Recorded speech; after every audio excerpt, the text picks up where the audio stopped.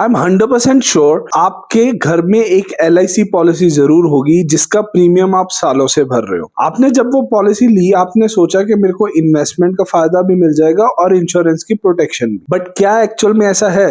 चलो एक एग्जांपल से समझते हैं। For the sake of understanding हम इसके इन्वेस्टमेंट पार्ट को कंपेयर करेंगे एक इन्वेस्टमेंट प्रोडक्ट से और इसके इंश्योरेंस पार्ट को कंपेयर करेंगे इसके एक इंश्योरेंस प्रोडक्ट से। पहले इंश्योरेंस के लिए अगर आप साल का 1 लाख रुपया प्रीमियम भर रहे हैं LIC का, आपको इसमें इंश्योरेंस कवर मिलता है सम एश्योर्ड का।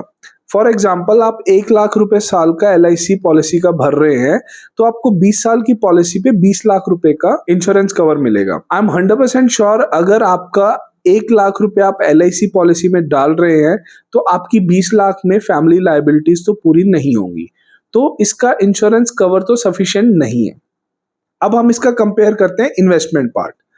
इन्वेस्टमेंट में इसमें रिटर्न आती है 5 से 6%, जो कि FD से बहुत कम है और इन्फ्लेशन भी कवर नहीं हो पा रहा क्योंकि जनरली इन्फ्लेशन 6 से 7% रहता है।